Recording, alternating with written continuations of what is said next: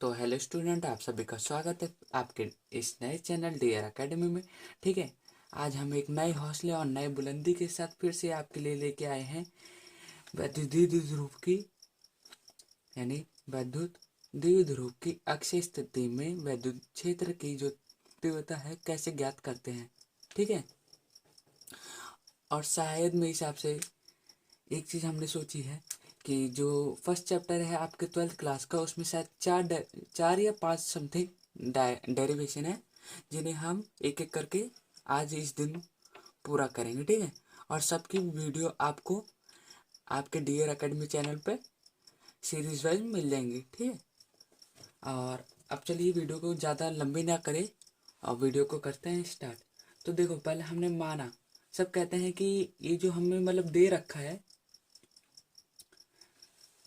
कि लिखना जरूरी होता है कि नहीं होता है, या फिर इसका कोई महत्व है ही नहीं, सब बोलते हैं। आधे लोग या आधे आपके टीचर ने कहा होगा इसे रटने से कौन मतलब नहीं है, कोई भी मतलब नहीं है, परंतु इसकी ही सहायता से आप आगे के जो डेरिवेशन है उसे पूरा सॉल्व कर पाओगे। अगर आपको डायग्राम याद है तो डायग्राम की सहायता से आप इसको लिख पाओगे। अगर आपको डायग्राम याद नहीं है तो आप इसकी सहायता से डायग्राम को बना पाओगे। जैसे क्या है, माना एक वैद्युत द्विध्रुव ए बी।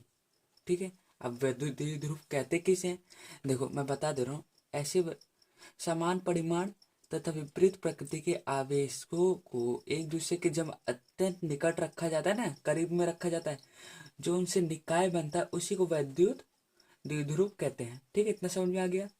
ए बी है जो समान परिमाण, मैंने कहा था जैसे समान परिमाण होंगे, विपरीत प्रकृति के आवेश होंगे, जैसे यहाँ एक प्लस क्यू है और एक माइनस क्यू है, से मिलकर बना है, जिनके बीच की जो दूरी है वो हमारी 2L है। केंद्र O से R दूरी पर स्थित एक बिंदु P है। ठीक है, बिंदु P है ना, जहां पर वैद्युत क्षेत्र की तीव्रता ज्ञात करनी है।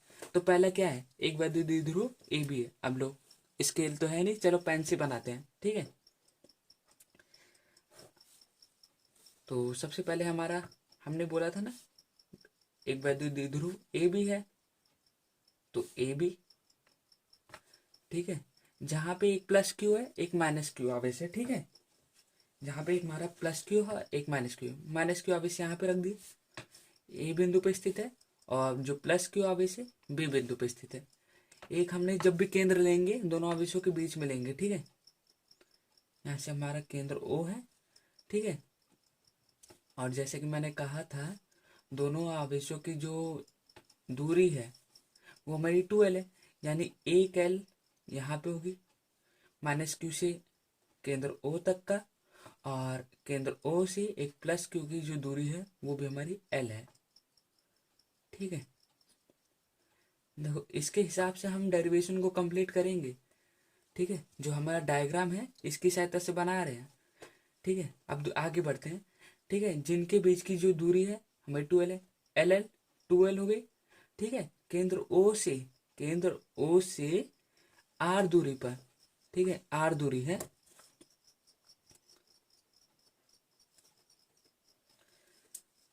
केंद्र O से R दूरी पर एक बिंदु हमारा कौन सा स्थित है, P। ठीक है, जहां पे हमें वैद्युत क्षेत्र की तीव्रता ज्ञात करनी है। ठीक है, अब यानी साफ पता लग रहा है दिशा तो यहाँ पे होगी ए की। ठीक है, अब हमने कहा था केंद्र O से R दूरी पर बिंदु P स्थित है, जहाँ पे वैद्युत क्षेत्र की तीव्रता ज्ञात करनी है। तो ये हमारी जो दूरी होगी केंद्र O से बिंदु P तक की R होगी। ठीक है, अब कुछ नहीं करना, यहाँ से आप माइनस क्यू आवेश के कारण बिंदु P पर, माइनस क्यू आवेश बिंदु P पर वैद्युत क्षेत्र की तीव्रता ज्ञात करनी है। ठीक है, तो पहले लिखेंगे माइनस क्यू आवेश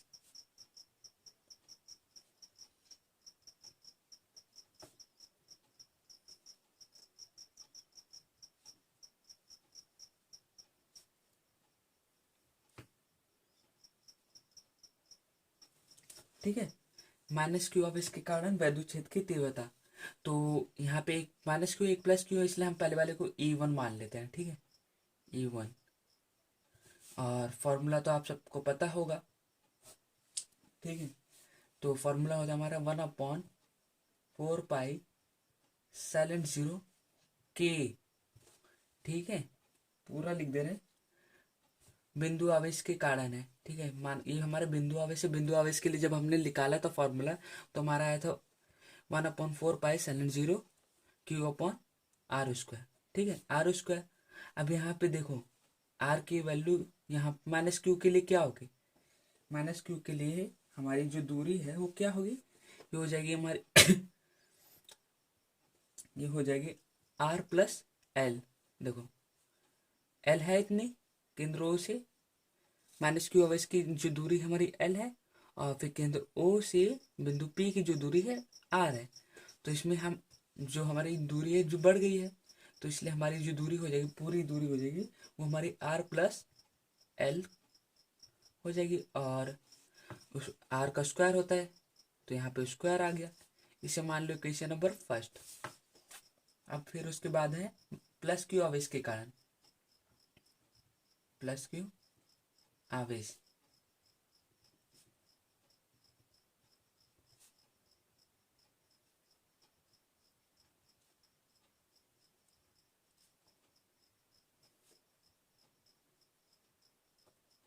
ठीक है। प्लस क्यू आवेश के कारण विद्युत क्षेत्र की तीव्रता। अब यहाँ पे हमारा E2 हो गया, ठीक है। 1/4 पाई साइलेंट जीरो Q/R की वैल्यू। अब R की वैल्यू यहाँ से देखो, प्लस क्यू आवेश के लिए प्लस क्यू आवेश ये रहा, ठीक है। केंद्र O से इसकी दूरी कितनी L है, ठीक है। और केंद्र O से R दूरी पे बिंदु P स्थित है, ठीक है। अब इसमें से इतनी वैल्यू हमें घटानी होगी, इतनी वैल्यू ये है जो, ठीक है, घटानी होगी। इसलिए हो जाएगा हमारा R-L का वर्ग। इक्वेशन नंबर कौन सी होगी, सेकंड, ठीक है। तो अध्यारोपण का सिद्धांत, अध्यारोपण का सिद्धांत अगर आपको पता है तो आपको दिक्कत नहीं होगी, अगर नहीं पता तो मैं बता दे रहा हूँ, ठीक है। इसका क्या है, मतलब कोई भी विद्युत क्षेत्र में स्थित अनेक आवेश है ना, उनका योग है, ठीक है, योग है। जैसे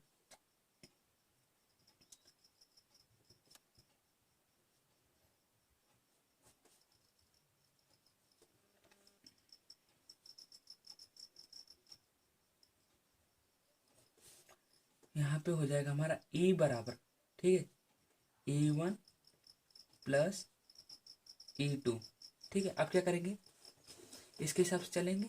तो अब कैपिटल E बराबर हो जाएगा E1 1/4 पाई साइलेंट जीरो के इंटू Q/R²। R² की वैल्यू क्या है,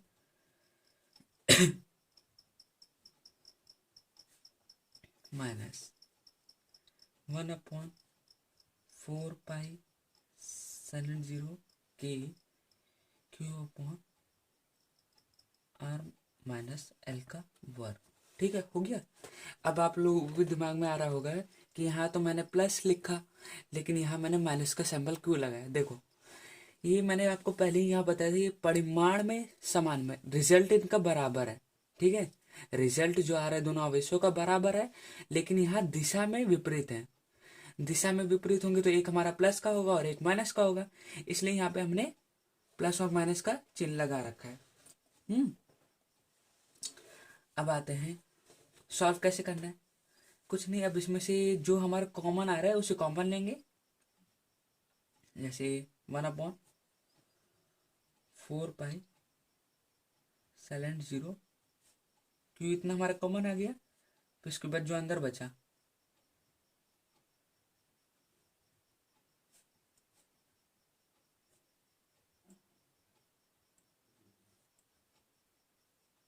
कोष्टक बंद, ठीक है। और इस बात को ध्यान रखना कि ये माइनस हमारा क्यों आता है, ठीक है, क्योंकि कई लोग इसमें कंफ्यूजन कर देते हैं, मतलब कई लोग बताते भी नहीं है कि यहाँ पे अध्यारोपण के सिद्धांत से जब प्लस होता है, योग होता है, तो यहाँ माइनस क्यों लगा रखा है। तो मैंने बताया जैसे कि रिजल्ट दोनों का समान है, इसलिए और जो इनका जो दिशा है वो हमारी विपरीत है, इसलिए हमारे यहाँ माइनस का सिंबल आता है। ठीक है, हम कुछ नहीं करना, इसे सॉल्व करना है।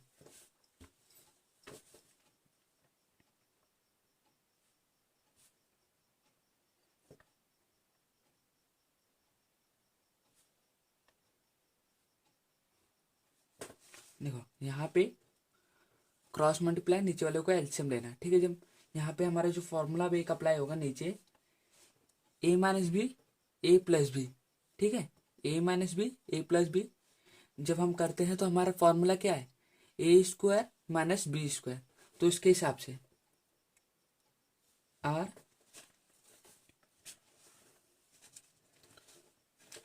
यहाँ पे रुको, ठीक है, यहाँ पे हमारा क्या हो जाएगा, आर स्क्वायर हो जाएगा और फिर यहाँ से हो जाएगा एल। ठीक है, यहाँ पे हमारा आर स्क्वायर हो जाएगा माइनस एल स्क्वायर हो जाएगा। अब पहले से स्क्वायर था तो उसका भी स्क्वायर कर देंगे।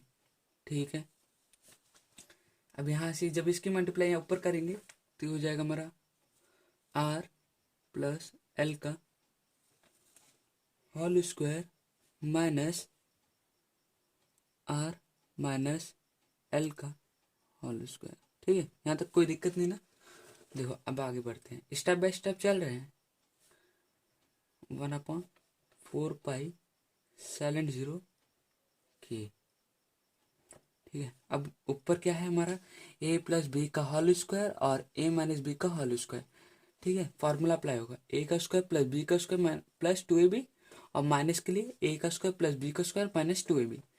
तो इसे ओपन करते हैं, आर का स्क्वायर प्लस एल का स्क्वायर प्लस 2ab की जगह आर एल। ठीक है, माइनस, पहले इसे लिख लेते हैं, आर का स्क्वायर एल का स्क्वायर प्लस माइनस 2RL। मैंने ये देखो, ये माइनस बाहर था ना, अब क्या करना, कुछ नहीं करना, माइनस से इसकी मल्टीप्लाई करनी होगी। तो माइनस में डायरेक्ट कर दो, यहाँ माइनस आ गया, ये माइनस हुआ तो अंदर वाला भी माइनस होगा, और फिर ये माइनस है तो प्लस हो गया। ठीक है, अपॉन ये हो जाएगा हमारे आर की पावर 4 माइनस एल की पावर 4। अब जो कट रहा है वहां से काटेंगे, एक आर पॉजिटिव है और नेगेटिव कट गया, एल पॉजिटिव नेगेटिव कट गया, क्या बचा हमारा 2RL प्लस 2RL। ठीक है, ये बराबर 1/4 पाई साइलेंट जीरो के, सॉरी यहाँ क्यू भी है, देखो मैंने क्यू छोड़ते आ रहा था यहाँ पे। ठीक है, क्यू है, क्यू 4RL अपॉन आर की पावर 4 एल की पावर 4। ठीक है, अब यहाँ पे एक कंडीशन होगी, देखो यदि केंद्र O से आवेश की जो दूरी है हमारी L, ठीक है, केंद्र O से बिंदु P की जो दूरी की तुलना में बहुत कम है ना, तो हम L को क्या करेंगे, नेगलेक्ट मान देंगे। ठीक है, यदि हमारे केंद्र O से आवेश की जो दूरी है L, ठीक है, और केंद्र O से बिंदु P की जो दूरी है R, उसकी तुलना में ये हमारी जो दूरी है ना कम है ना, बहुत कम है, तो हम इसे क्या करेंगे, नेगलेक्ट कर देंगे। ठीक है, तो यहाँ पे मैं लिख दे रहा हूँ साइड में, आप अपना यहाँ लिख लेना। ठीक है, आर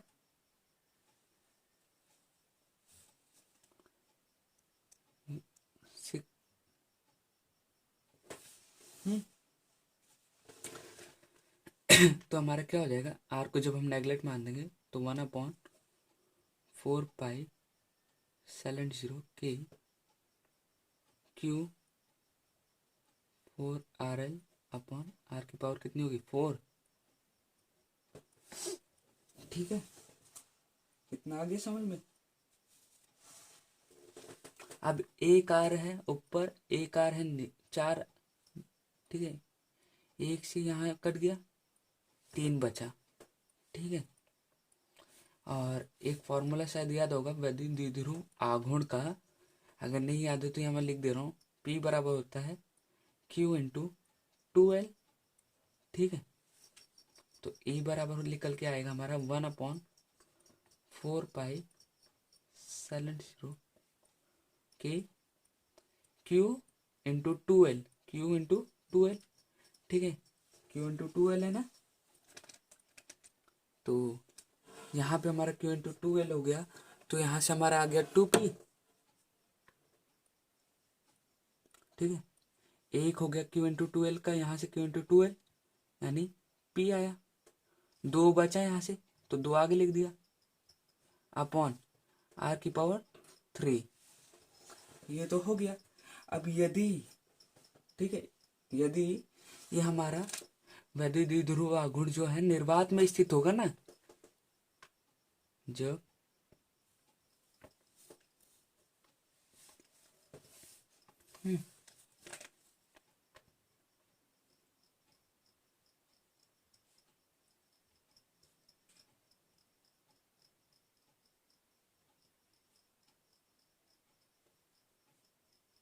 तब क्या होगा, हमारा जो हमारा K का मान है, K का मान हमारा 1 हो जाएगा।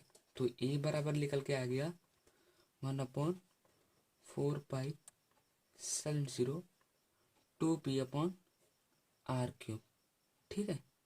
ये हो गया हमारा वैद्युत द्विध्रुव की अक्षीय स्थिति में विद्युत क्षेत्र की तीव्रता, ठीक है। अगर वीडियो पसंद आई है तो वीडियो को लाइक करिए और शेयर करिए ज़्यादा से ज़्यादा, हो सके तो अगर एक छोटे सा कमेंट कर सके तो कर दीजिएगा, ठीक है। क्योंकि यहाँ मेरे को समझाना था, रटवाना नहीं था, इसलिए वीडियो लंबी हुई है, ठीक है।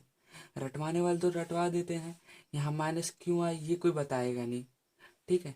और सब कहते हैं कि इसकी कोई ज़रूरत नहीं। अरे ज़रूरत इसकी तब नहीं होती जब आपको डायग्राम आ रहा है। अब बाई चांस आपको जब डायग्राम ही नहीं आ रहा है तो फिर आप करेंगे कैसे? तभी ना इसकी सहायता से, अगर आपको ये याद है तो आप डायग्राम बनाएंगे, ठीक है। आपको कुछ नहीं करना, दोनों में से एक चीज़ को याद रखना है। अगर डायग्राम याद है तो इसकी सहायता से आप इसे लिख सकते हैं, अगर फिर डायग्राम याद नहीं है तो आपको इसको याद करना कंपल्सरी है, ठीक है। और जैसा कि मैंने बताया कि अभी मेरा नया चैनल है और इस पे जो सब्सक्राइबर हैं थोड़े कम हैं, तो मैं चाहता हूँ कि आप इसी वीक में या इसी हफ्ते में मेरे 100 सब्सक्राइब को पूरा करने में मदद करें। जितना हो सके अगर आप वीडियो देखते हैं तो एक ज़रूरी कर दें, क्योंकि मैं इस हफ्ते में देखना चाहता हूँ कि आप मतलब पढ़ाई के प्रति कितने जागरूक हैं। क्योंकि बाकी अन्य चीज़ों को जो फालतू की रील्स चलती हैं उन सबको तो सभी लाइक करते हैं, लेकिन स्टडी की चीज़ों को कोई लाइक नहीं करता। तो हम दिखाना चाहते हैं अन्य लोगों को कि पढ़ाई में लोगों को कितना आनंद है या दिलचस्प इंटरेस्ट है लोगों का, ठीक है।